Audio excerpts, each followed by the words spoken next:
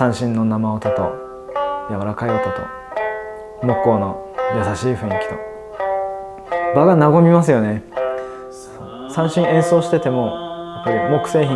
叩いたりなんか音出していても自然から出てる音なので、人の話し声とかに近いような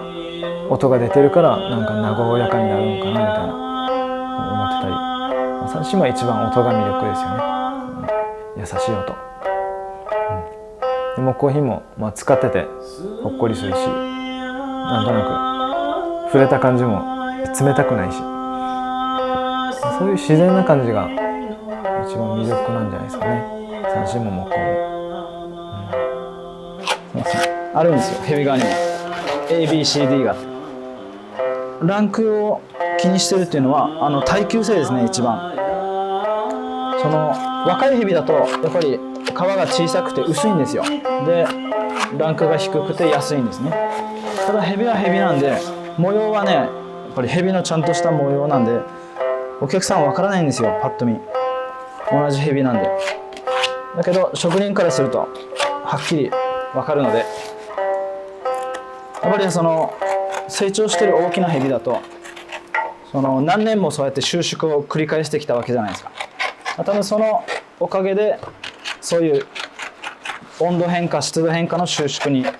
耐えられるようになったんじゃないかなと僕は思ってるんですけど、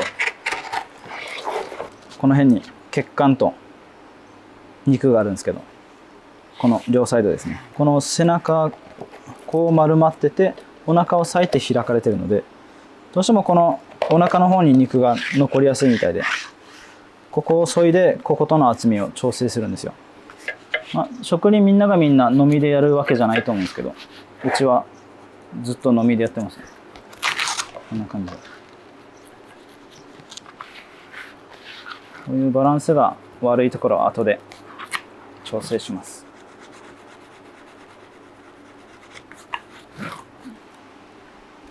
横に伸びる、縦に伸びる、斜めに伸びるのバランスがみんなそれぞれ部位によって違うんですよ。これがここを削ぎ落としておくと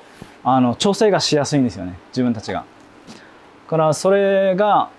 うまく調整、縦横斜めがうまく調整できると、この振動するヘビ側が綺麗に振動してくれると音が良くなるんじゃないかなっていう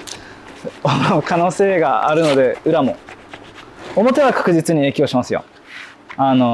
そう実際に表で振動して音が鳴ってるんで、それを反響させるのが裏の皮なので、同じ値段ならいい商品になった方がそれはお互いいいと思うんで、都合のいいというか品質の高いものになれるならやった方がいいんじゃないかなと思って、お客さんの希望に沿ったものをどれだけ再現できて、かつこっちの職人目線でいい意味でその期待を超えられるようなものを作れるかっていうのがやっぱり腕の見せ所じゃないかなっていうのは思ってるので、日頃からそういうところを研究するようにしてますね。全然気づかれないですけど細かすぎて。もともと僕のおじいちゃんが始めた会社で、小さい頃から昼間はその工場が遊び場で、5歳ぐらいから三振も演奏を始めてるらしくて、覚えてなくてっていう頃からおそらく工場の仕事もゴミ拾いとか教育されてたんだろうなと思うんですけど、ずっとおじいとかお父さんとかのやってる仕事を見てて、すっごい埃だらけになるし汗汚いし、やりたくない仕事の一番のものだったんですけど、物を作るのは本当に好きではあったんですね。それで頑張って仕事も覚えたりして、その当時からおじいがその物産展とか出張で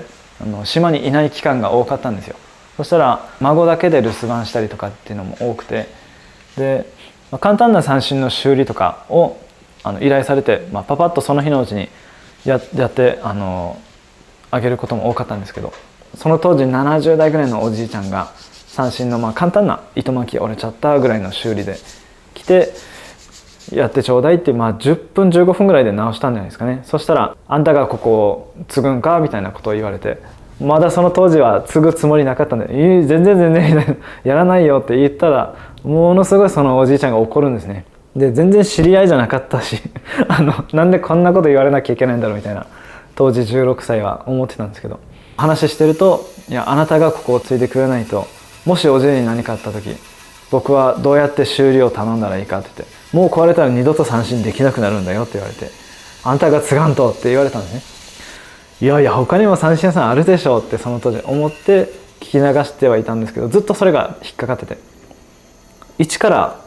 10まで全てを制作してる三振屋さんっていうのがうちのおじいしかやってなくて、しかもなおかつ木工の仕事も木工職人三振職人っていうのを二刀流でやってるっていうのが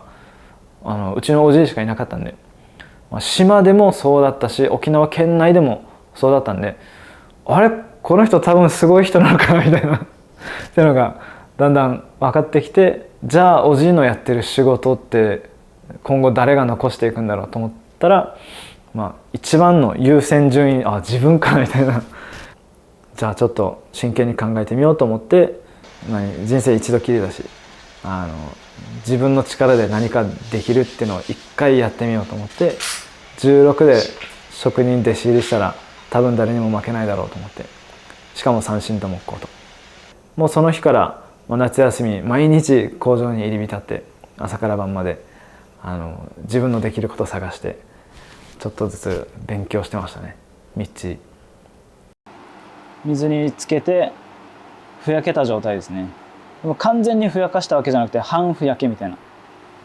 半分ぐらい吸収させて、こうやって皮によって吸収の仕方が違うので、それぞれちょうどいい具合になるようにベニヤに重しかけてちょっと水分抜きます。この時が一番臭いですよ薬品の匂いが取れてもう本人の匂いがするっていう。ここから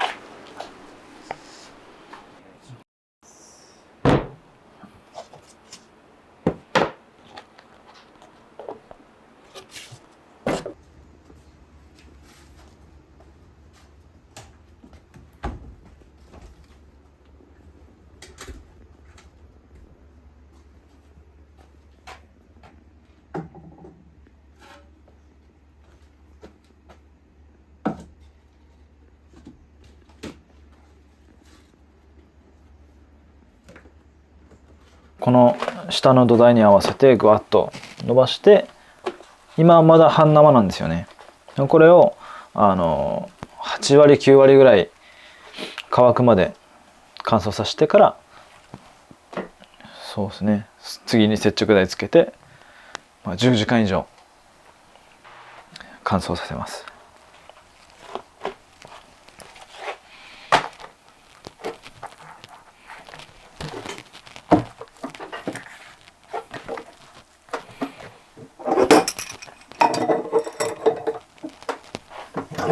もともとこういう器具自体も売ってないので、一から鉄工所にオーダーして作ったらしいですよ。だいぶアナログですよね。でこれね4トン車を上げるジャッキなんですよ。1トンぐらい力が必要みたいで、こういうジャッキがなかった時代は木の枠にはめてくさびでテンションを決めてたらしくて、そんなに強く張れなかったらしいですよ昔は。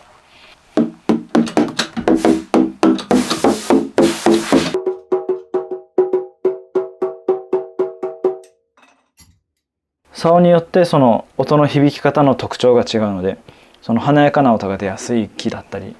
そうやってちょっとまろやかな音が出やすい木だったりで、その木の特徴が一番出るような響かせ方をしてくれるようにちょっと狙って貼ったりします。結構叩けますけど、ね、これだけやって破けなかったら安心ですよね、うちも。でこの叩いてる時になんか変な音が出る場合があるんですよ、ミシって。その場合はちょっとこれ無理かもしれないなっていう。自然の状態で湿度 50% 切るなんて都でもありえないことなんで、それを今体験させてここでこういう時もあるんだよみたいないけるかみたいな。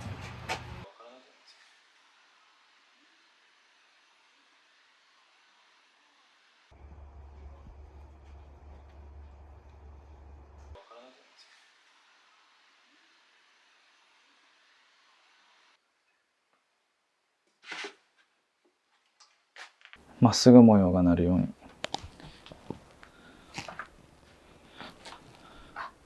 竿に見立てて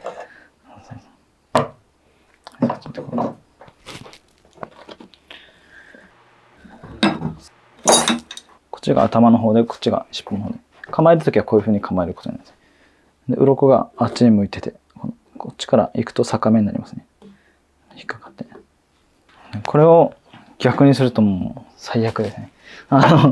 上下が反対って言って縁起が悪いみたいな。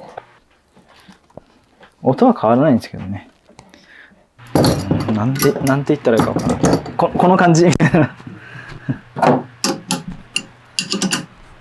こっちがお腹から尻尾にかけてのだいたい、いわゆる2番側3番側と言われる一番高級な部位なんですね。でこっちが、人工革、ナイロンの生地に蛇の柄が印刷された、布ですね。人工革と言ってるんですけど、ナイロンの生地です。こっちはもう、いわゆる本物の蛇の皮、生革ですね。もう見ての通り全く違いがあって、本物か偽物か、カニかカニカマかみたいな感じですね。それは音の響き変わりますよ。これだけ質が変われば。人工革が悪いというわけではないんですが、そう人工革なりの響き方が、特徴が好きな方もいらっしゃるので、その特徴が出やすいように貼ってあげて、それぞれ色のある三振になるんじゃないかなと思います。この音ともう硬いですよね。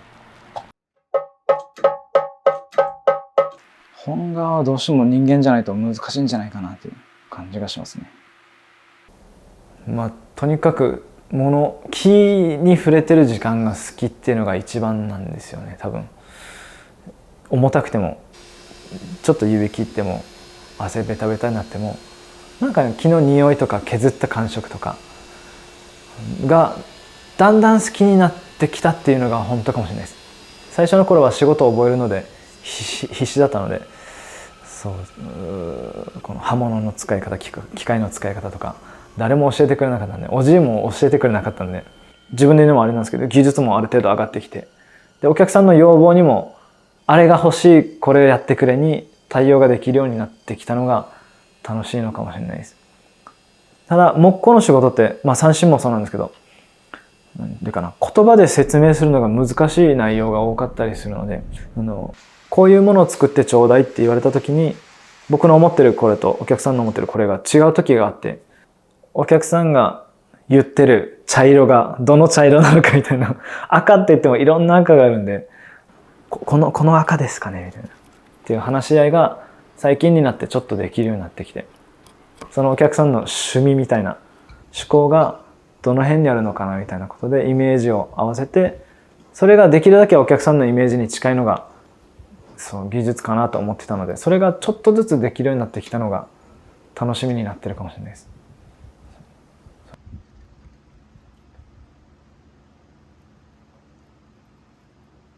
15、16年ぐらい前の、もっと前かな、15、6年ぐらい前の、もっと前かもしれないです。それぐらいの三振で、大体この張った蛇革の寿命が、沖縄本島で張られる蛇革は大体2、3年ぐらいが普通なんですけど、うちで張ったやつは10年から20年ぐらいはちょうど寿命だったのかなという感じですね。表も裏も破けてて、もう新品になって、3年ぐらい前ですけど、そのイギリスに行った時にギター職人の工房に伺わせてもらった時に、そのギターの作り方をちょっと教えてもらったんですけど、そしたらクラシックギターのその作り方とか、こういう修理工程が三振とすっごい似てて、なのでそれ三振でもやりますよみたいな、そういう話になって、やっぱりアナログの弦楽器ってそういう共通点があるんだなっていうのが面白かったですね。だから今でこそギターはボルトネジで調整できるようになってますけど、昔はやっぱりそういうのがない時代はこんな三振みたいにアナログで調整してたらしいですよ。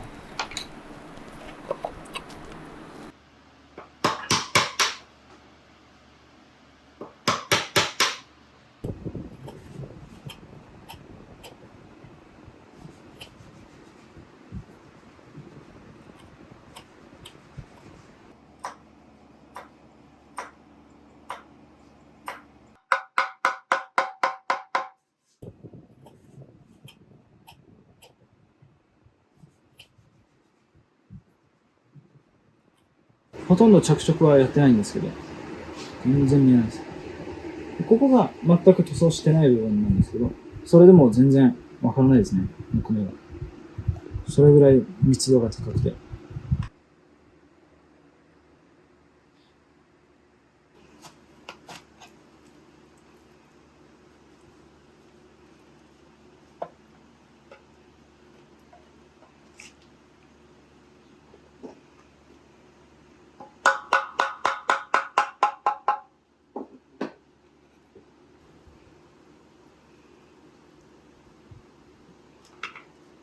ここに弦通して巻くんですよ。結構と。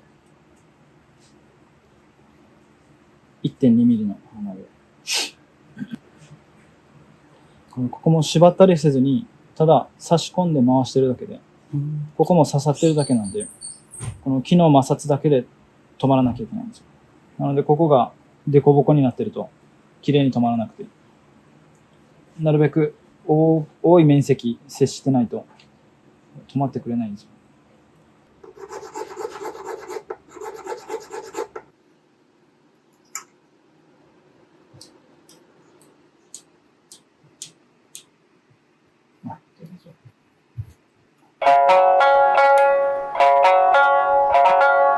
OK です。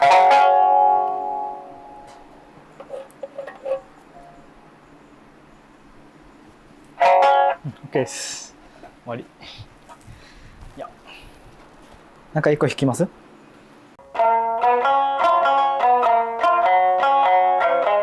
都は必ず作ります。これその子供を大事にする文化があって、その子供が生まれたら半年以内にそのナーフィーっていうお祝いをやらなきゃいけなくて、直訳すると命名祝いですね。名付け祝いみたいな。親の友達、職場のメンバー、親戚からいろんな人が集まって、100名ぐらいですかね、1日に集まってお酒飲んで騒いで、その子のために景気づけをするとか厄払いするみたいな、そういう意味合いでみんなで集まって、みんなにこの子生まれたからよろしくねっていう紹介して、昔でいう地域で育てるじゃないですけど、都ってそういうのが近いんですよ。ナーフィーっていう文化も大事にしたいし、でどうせやるならこうやって記念に残るものにして、それをしかも都の木でやって、でみんなでずっと大事にしていきましょうねっていう気持ちをそうやって飾っておけたらなっていう意味で、こんな感じの歌もあります。その今僕がちょっと取り組んでるのが、宮古島の木、沖縄の木を活用しましょうっていう取り組みをちょっとやってて、どうしても島とか沖縄県が自然と近すぎて、いい木材が生えていてもその辺の雑草と変わらない見方をされてる場合が多くて、伐採後はすぐスクラップになってるんで、いい木材が生えてそこにあってもどんなものに使われてるっていうのがわからないんだなっていうのがだんだん気づいてきて、いざ島の木を使いたいってなっても売ってないんで買えないし、なので島で唯一の製材所がうちでやってるので、その製材所で、土建屋さんにお願いして、伐採するべき丸太、捨てるべき丸太があったらそれを買い取って、それをスライスして一枚板テーブルにしたりとか、三振に活用したりとか、目に見えて分かるものに表現できて、なおかつ使えるものであれば、長く使えるものであれば、その見る期間も長いと思うので、その木の名前を聞く期間も、なのでその材木を認識してもらうためにはっていうので、島の木、沖縄の木を循環できるシステムを作りたくて、ちょっとやらなきゃなって思っているのがそれですね。木材を循環させるシステムで、切って使うばかりじゃなくて、最後にはそこがまた植樹とかそういう活動にもたどり着けるような流れにしたくて、なので切ったら植える、切ったら植えるを繰り返して、どんどん循環できて自然がなくならないような作りにしたいなと思いますね。それが会社としてのちょっと目標です。